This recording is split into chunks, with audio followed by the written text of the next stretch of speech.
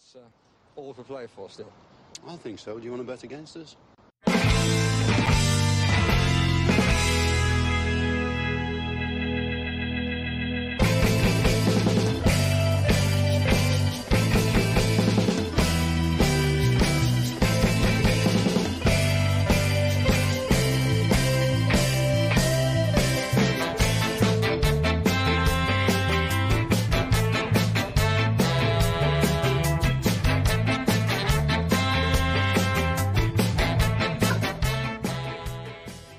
Hello, Villa fans, and welcome to for the Love of Paul McGrath podcast. Aston Villa were pretty dreadful today. Got away with an awful lot of... Robin Olsen, clearly the best player for Aston Villa in the field, got away with chance after chance after chance in the first half. Offside goal that his knee was offside, probably. And then a penalty whereby Robin Olsen saves it, and fair play to him. I'm just looking at it here again, saves the penalty, but nothing he can do from the rebound. Villa poor from number 2 to number 11 today. No one had a good game. And I hope that makes Timmy happy, because I'm not going to say Villa are shite. I'm going to say Villa were very, very poor today, Tim. Hope that's all right, because Villa were poor today. We look like a team that were completely sapped of any energy. And then because of that, ideas, like when you've got players like Ezra Konsa was targeted today, which is something that we haven't seen an awful lot all year, but very much targeted from the start. And Adingra was just staying wide all game, and they were playing the ball over to him at will. Konsa wanted to tuck in. Morgan Rogers going off and Cash coming in. I thought that might be a bit of a chance to maybe put Cash in more of a right back as such. I'm going to turn that off there because it's distracting me in the picture in the background. Thought it gave us maybe a chance to pull Cash back a small bit further. It didn't happen.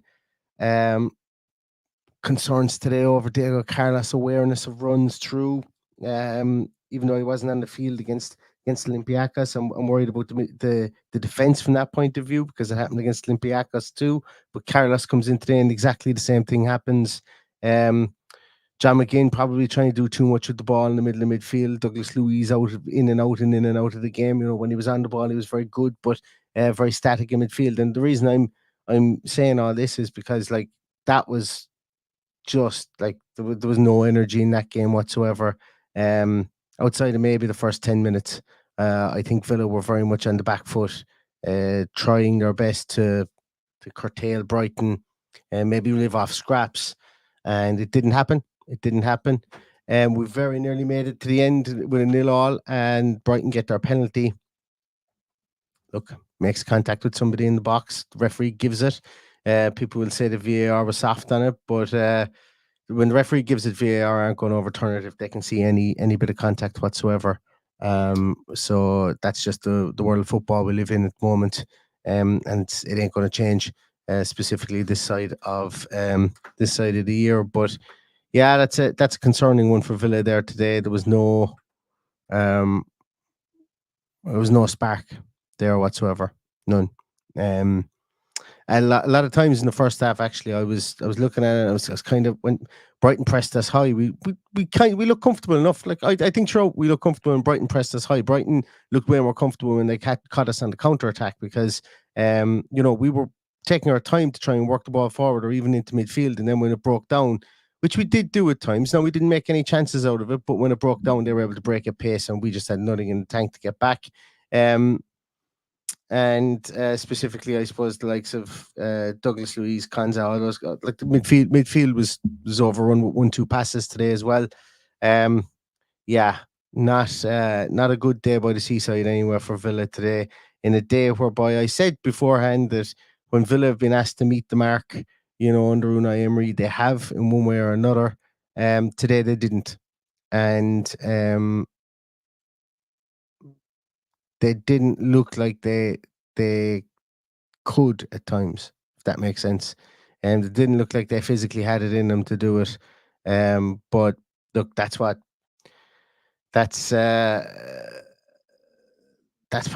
the long and the short of the game. Robin Olsen comes in for a lot of stick. I even said beforehand that don't know whether I don't feel comfortable with him in goals. Robin Olsen puts in his best performance in a Villa shirt today. Hands down, his best performance in a Villa shirt. Made 2 or 3 absolute brilliant saves, and would have been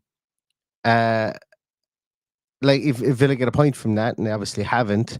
Robin Olsen would have done Villa some solid today, because he was the one person who probably had a lot to prove with Martinez being out, obviously. And look, I'm sure he's seen what Villa fans and on Twitter and in podcasts and stuff like that have said about him.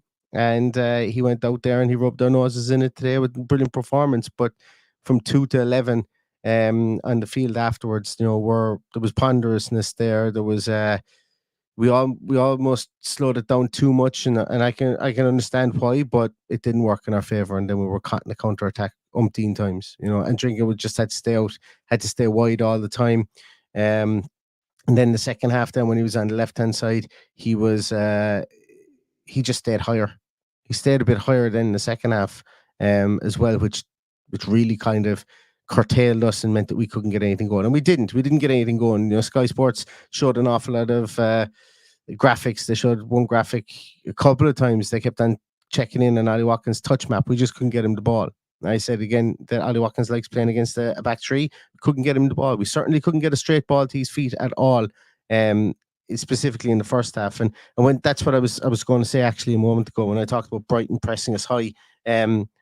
That when they did, they left an absolute highway up the middle of the field for us, but we didn't. Diaby never came into that. Diaby was not good today. He never came into that space. When Morgan Rogers went off, I think I'm fully sure that was something that Unai Emery had seen. That's why he played Rogers in behind Watkins, was to drop off into those positions and get their midfield turned. When Rogers went off, we didn't have anybody dropping into that position at all. Diaby certainly wasn't. And Bailey was played a bit further wide. Then when Matty Cash comes on, I think, you can't really have John McGinn bombing forward when Matty Cash comes on like that. So he really had to stay in the middle. Plus, we didn't have the opportunity to really bomb forward at all. So it's not good. That wasn't good today. Certainly wasn't good. And I'm that was an opportunity. An opportunity today. And we're back now to score watching for other teams. We're back now to watching Spurs and hoping that Liverpool can do us a favour today to try and stay in the title race, which they're outsiders to they're very, it's only a slim outside chance, I think, of winning the league at this stage. But they have to go to play Spurs today, and we need to hope that they win against Spurs today. And then we have to get points. We have to at least get more points in the end in the last 2 games than they do in their last 3. And that's simple as that. And it's not good considering they've got Sheffield United and Burnley coming up, but they also have Manchester City there as well. And Villa need to regroup. This is not good. As I said, this is the game that Villa needed to target. They couldn't. Maybe a point today makes things a lot rosier.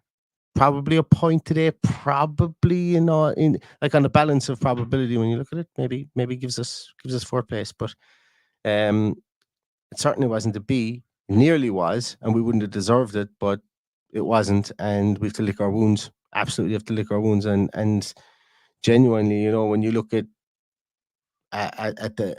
what what little impact the substitutes had today.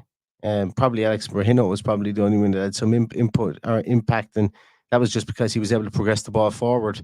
It wasn't very good coming from the bench either today. I don't really know what else more to say about that, guys, because it was just it was a really bad performance, and not one that we expected, not one that we've seen from an Unai Emery team from the point of view of that they've found a way to scrape something out in a big game, but they didn't do it today.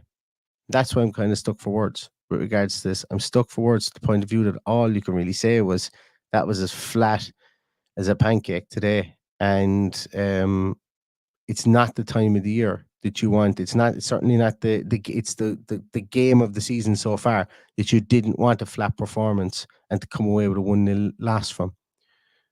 Specifically a 1-0 loss when you look at, we didn't create any chances. away from home. Maybe we went there thinking that we would get a 0-all.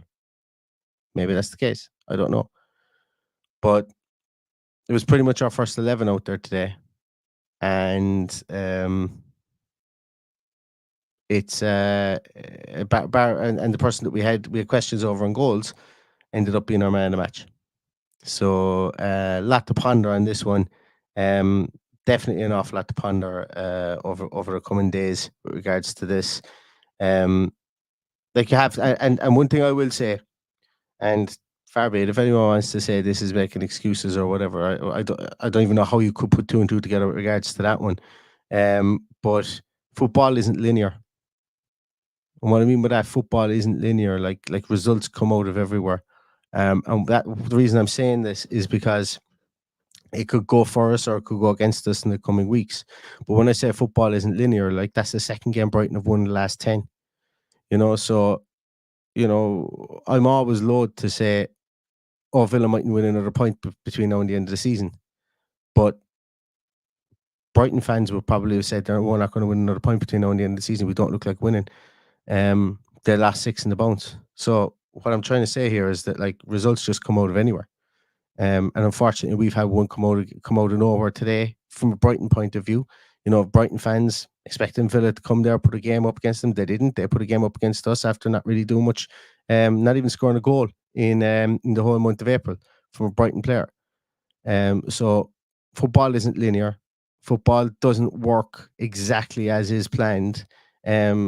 So we may not win another point this season, but we may go and snatch a draw at Anfield. We've been that kind of a team. I don't know what the future holds for Aston Villa from that point of view, but all I know is we're 7 points ahead, and the pressure's still on Spurs.